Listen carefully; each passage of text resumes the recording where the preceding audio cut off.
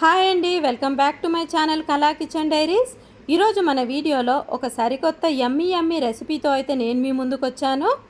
అన్నీ ఇంట్లో ఉన్న వాటితోనే చాలా తక్కువ టైంలో ఈ టేస్టీ స్టఫ్డ్ పూరీ అయితే ప్రిపేర్ చేసుకోవచ్చు. ఈ స్టఫ్డ్ పూరీ మార్నింగ్ బ్రేక్ఫాస్ట్లోకైనా ఈవినింగ్ స్నాక్గా అయినా పిల్లలైనా పెద్దలైనా చాలా బాగా ఎంజాయ్ చేస్తారు. టేస్ట్ అయితే చాలా బాగుంటుంది. ఈ రెసిపీ కోసం ఒక మిక్సింగ్ బౌల్లోకి 1 కప్పు గోధుమ పిండి, 1 కప్పు మైదా లేదా మొత్తం గోధుమ పిండి అయినా తీసుకోవచ్చు.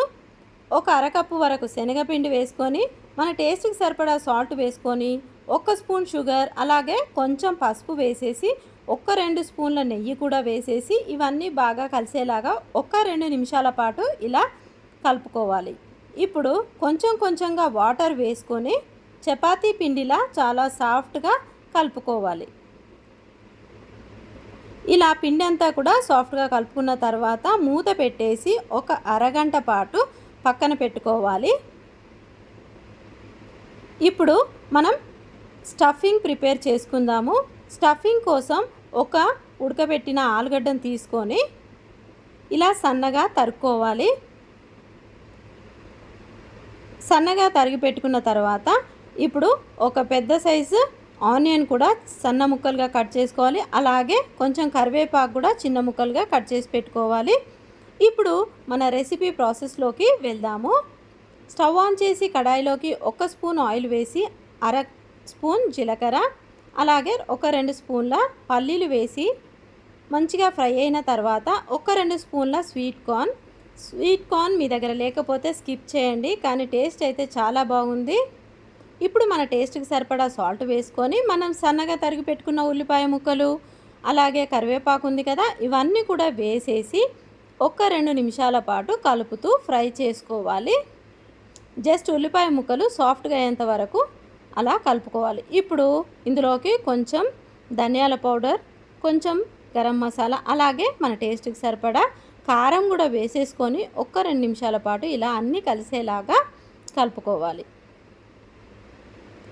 ఇలా అన్నీ కలుపుకున్న తర్వాత మనం సన్నగా తురిమి పెట్టుకున్న ఆలుగడ్డ ఉంది కదా, ఈ ఆలుగడ్డ అంతా కూడా ఇందులోకి వేసేసుకొని ఈ మసాలా అంతా కూడా ఆలుగడ్డకు పట్టే విధంగా ఇవన్నీ కలిసేలాగా బాగా కలుపుకోవాలి. ఇప్పుడు స్టవ్ ఆపేసి ఈ మిక్స్చర్ అంతా కూడా చల్లారనివ్వాలి. ఇప్పుడు ఈ మిక్స్చర్ చల్లారిన తర్వాత కొంచెంగా తీసుకొని ఇలా బాల్స్ లాగా ప్రిపేర్ చేసి మనం ఒక ప్లేట్లో పెట్టుకోవాలి. ఇవి మనకిష్టమైన సైజులో ప్రిపేర్ చేసుకోవచ్చు. ఈ బాల్స్ అంతా మసాలా బాల్స్. ఇలా మసాలా బాల్స్ అన్ని ప్రిపేర్ చేసుకున్న తర్వాత మనం కలిపి పెట్టుకున్న పిండి ఉంది కదా, ఈ పిండిలో కొంచెం చేతిలోకి అంటకుండా కొంచెం ఆయిల్ అలా వేసేసి కలిపేసుకొని కొంచెం పిండి తీసుకొని చిన్న బాల్స్ లాగా ప్రిపేర్ చేసుకోవాలి. మనం ఈ మసాలా బాల్స్ ఎంతైతే సైజ్ ప్రిపేర్ చేసుకున్నామో ఈ పిండి కూడా అంతే సైజులో ప్రిపేర్ చేసుకోవాలి. కొంచెం చేతులకు అంటుకోకుండా కొంచెం ఆయిల్ రాసుకొని ఇలా బాల్స్ ప్రిపేర్ చేసి పెట్టుకోవాలి. ఇప్పుడు ఒక పిండి ముద్ద తీసుకొని అది కొంచెం ఇలా స్ప్రెడ్ చేసిన తర్వాత మనం ప్రిపేర్ చేసుకున్న మసాలా బాల్ ఉంది కదా, ఈ బాల్ని ఇందులో పెట్టేసి ఇలా పిండిని ప్యాక్ చేసేసుకోవాలి. వీడియోలో చూపిస్తున్న విధంగా ఇలా అంతా కూడా క్లోజ్ చేసేసుకొని ఎక్కువ ప్రెస్ చేయాల్సిన పని లేదు. జస్ట్ ఇలా ఫింగర్స్తో ఒకసారి ఇలా ప్రెస్ చేసుకుంటే సరిపోతుంది. ఇలాగే అన్నీ కూడా పిండిని ఇలా స్ప్రెడ్ చేసుకొని మనం మసాలా బాల్స్ ఉన్నాయి కదా, ఇవన్నీ కూడా ఇందులో ఇలాగే స్టఫింగ్ పెట్టేసి లాక్ చేసేసి పెట్టేసుకోవాలి.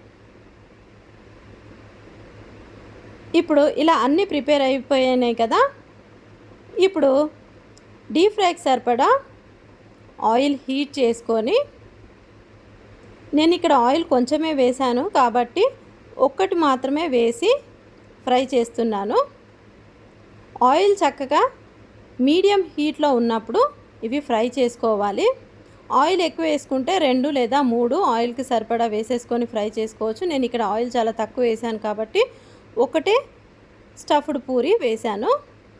ఇలా ఆయిల్ని కొంచెం కొంచెంగా పూరి పైకి వేసుకుంటూ మంచి కలర్ వచ్చేంత వరకు 2 వైపులా తిప్పుతూ ఫ్రై చేసుకోవాలి.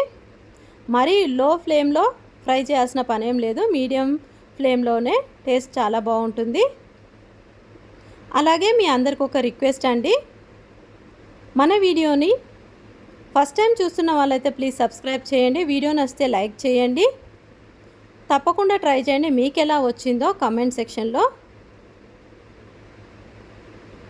చెప్పండి నాకు. చూడండి, ఇలాగే మనం స్టఫ్ చేసుకున్న పూరీలన్నీ కూడా ఫ్రై చేసుకొని తీసుకోవాలి.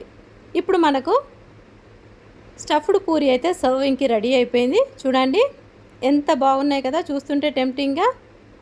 ఇవన్నీ కూడా ఇలా చక్కగా సర్వ్ చేసుకొని, నేనైతే ఇక్కడ టొమాటో కెచప్తో సర్వ్ చేశాను. టేస్ట్ అయితే చాలా బాగుంది. మీరు కూడా ట్రై చేయండి తప్పకుండా.